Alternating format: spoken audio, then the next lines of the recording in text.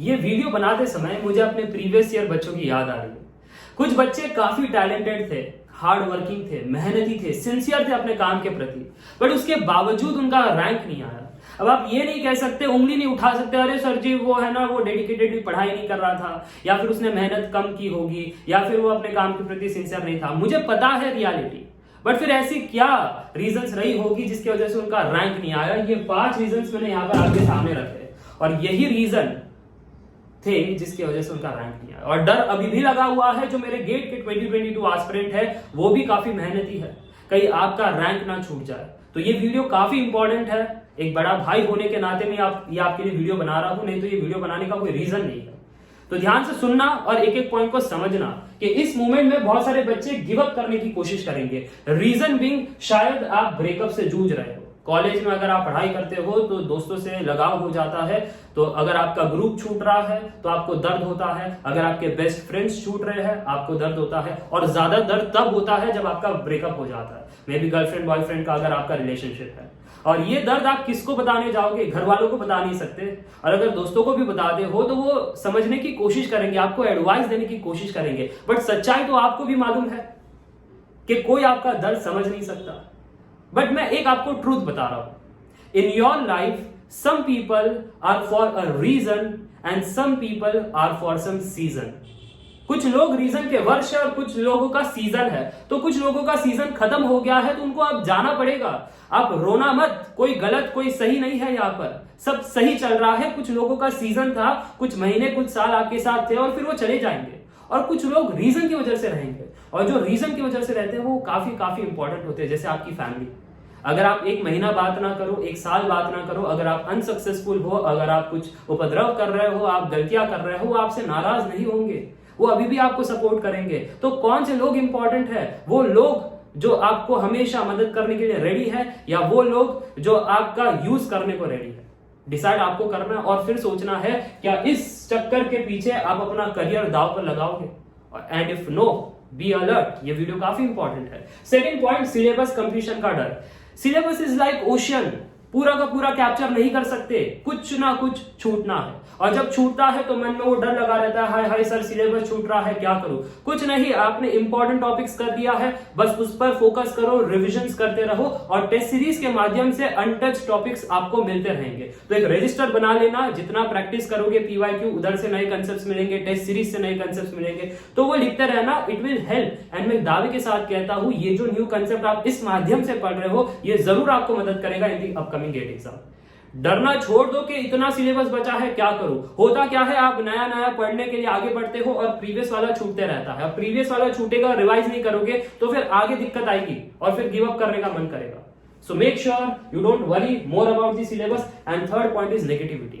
अब जिन लोगों का गेट एग्जाम क्रैक नहीं हुआ है और जिन लोगों ने एमटेक में भी उस माध्यम से सोच करके गए थे कि बस मेरी जिंदगी सेट हो जाएगी, कि एक बार गेट एग्जाम कर लूं तो जिंदगी सेट, ऐसा नहीं है। GATE exam is a gateway. जिंदगी सेट करने के लिए बहुत सारे पड़ाव आपको पार करने हैं।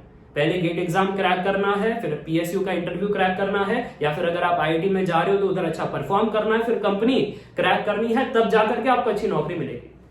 तो काफी लंबी जर्नी है ये, ऐसा नहीं है कि बस गेट एग्जाम क्रैक कर लो। तो वो लोग ट्राई करेंगे, नेगेटिविटी फैलाए और आप डर जाओगे। और अगर इस मोमेंट पर नेगेटिविटी आप कंज्यूम कर लेते हो तो मैं दावे के साथ कहता हूं, GATE exam won't be very fruitful for you, क्योंकि आप हमेशा डर में रहोगे, अरे नहीं हुआ तो क्या, और ये हुआ तो क्या, वो हुआ तो क्या, आईआईटी में कुछ नहीं रखा, पीएसयू में कुछ नहीं रखा, क्या करूंगा मैं? So make sure you are very very aware of all this 3 things. Please do not give up. ये मूवमेंट काफी इंपॉर्टेंट है, ये समय काफी इंपॉर्टेंट है। सेकेंड पॉइंट है रिविजन मिसिंग। और ये मुझे काफी दर्द होता है जब बच्चे कहते हैं सर एग्जाम में क्वेश्चन सामने था, पता है मैंने ये कंसेप्ट पढ़ा है, बट मैंने रिविजन थोड़ी कम की थी, इसके लिए एग्जाम मोमेंट में भूल गया। ये जो पेन है ना, वो जो फ्री के मार्क्स खोने का, वो शायद अभी आप महसूस नहीं कर रहे हो, बट जब मैं मिलता हूं ना उन टॉपर से, जो अब होने वाले टॉपर से, मैं ऐसे ही कहूंगा, मुझे तो वो टॉपर दिखते हैं बट वो होने वाले टॉपर से, और जब वो कहते हैं कि अरे सर जी ऐसे मार्क्स मिस हो गए, दर्द होता है। Please don't do that mistake. Do frequent revisions. Short notes को रिवाइज करो, टेस्ट सीरीज के माध्यम से रिवाइज करो, पीवाईक्यूज के माध्यम से रिवाइज करो, फुल कोर्स को रिवाइज करो, क्रैश कोर्स देख लेना रिवीजन के लिए, but do the revision as much as possible. नए सिलेबस पर अभी ज्यादा फोकस मत करना, ज्यादा फोकस करना जो इतना सारा पढ़ रखा है, 6 से 7 8 सब्जेक्ट हो गए हैं आपके, ऑलमोस्ट 10 सब्जेक्ट हो जाने चाहिए, बट अगर 8 सब्जेक्ट हो गए हैं तो उन पर फोकस करना, रिविजन कैसे करूं, रिमेंबर कैसे करूं, ठीक है। नेक्स्ट पॉइंट है हेल्थ इशू, और ये बड़ा दर्द देता है। ये अभी बहुतों के साथ नहीं हो रहा होगा या कुछ लोगों के साथ हो भी गया। हेडेक हो रहा है, बदन दर्द कर रहा है, पीठ दर्द कर रहा है, या फिर माइग्रेशन हो गया है, ब्रेन इशू हो रही है।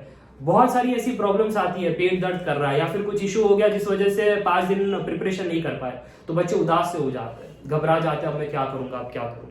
और है ना, ये ज्यादा दर्द तब देता है जब गेट का एग्जाम नजदीक होता है और एक हफ्ते में आप बीमार पड़ जाते हो, और वो जो एक हफ्ता आप बीमार रहते हो ना, हाय हाय हाय, फिर आप कहते हो सर जी अब लग रहा है कि इस बार गेट एग्जाम नहीं होगा, 1 साल और वेट करना पड़ेगा। इसलिए पहले से ही वार्न कर रहा हूं दैट मेडिटेशन करना, अच्छी नींद निकालना, नींद पर कॉम्प्रोमाइज कभी भी मत करना। जब तक रिफ्रेश फील ना करो तब तक नींद निकालो, और जब नींद निकाल लेते हो फिर टाइम पास कम करना, क्योंकि अच्छी नींद निकाली है तो काफी समय जाया हो चुका है। तो अब जब फ्रेश हो then make sure you study more and more rather than involving yourself into the time pass category, के जैसे व्हाट्सएप, यूट्यूब, ये फिजूल के चीज है ना, वेब सीरीज देखना है, मूवीज देखना है, अरे वो बाद में भी देख सकते हो, गेट एग्जाम के बाद नहीं देख सकते हो क्या, देख सकते हो। फिर यहाँ पर नेक्स्ट है लैक ऑफ प्लानिंग।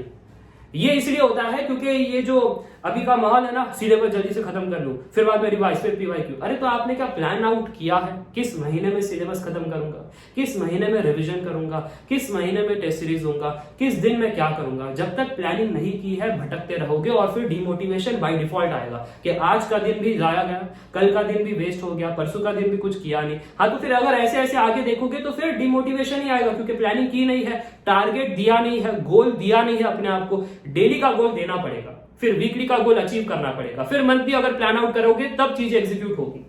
नहीं तो फिर फंसते रहोगे वो लूप में कि डिमोटिवेशन आ रहा है, फिर मोटिवेशन चाहिए, उसे कुछ होगा नहीं। ये बड़ा इंपॉर्टेंट है, you do a proper planning. And last है एग्जाम एंड रिजल्ट प्रेशर। अब मैं क्या ही कहूं, बच्चे हमेशा कहते हैं सर जी अगर रिजल्ट नहीं आया तो, और फिर सर जी वो एग्जाम में जब हम टेस्ट सीरीज भी लिखते हैं ना, तो ऐसा होता है कि हर क्वेश्चन को हम 2 बार चेक करते हैं। मेरे को है ना 2021 एस्पिरेंट कमेंट करके बताना, जब आप पहले 5 क्वेश्चन कर रहे थे, अगर आपने सही किए तो क्या आप वापस से अपना सोल्यूशन चेक कर रहे थे, क्या मैंने सिली मिस्टेक नहीं कर दी। और अगर आपके कुछ क्वेश्चन नहीं बने इन अ फ्लो के सेकंड, थर्ड, फोर्थ, ये क्वेश्चन नहीं बना, तो आप अचानक से डिप्रेस हो गए, हाय अब मेरे क्वेश्चन नहीं बने, अब मैं क्या करूंगा, इस बार होगा या नहीं होगा, क्या होगा, मैंने इतने सारे सपने बनाए थे।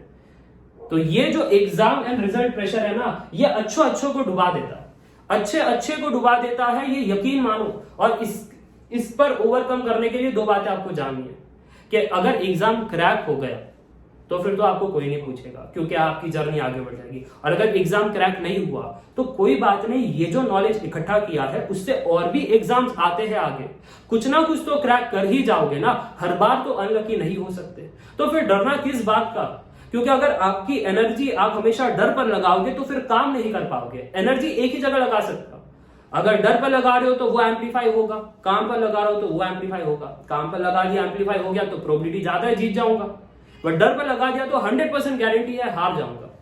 तो डिसाइड आपको करना है कि एनर्जी कहां पर लगानी है, और एग्जाम प्रेशर हटाने के लिए आपको मैक्सिमम टेस्ट सीरीज देना है और वो एनवायरनमेंट को फील करना है। Without feeling that environment, without adjusting in that environment, you won't be able to crack the GATE exam.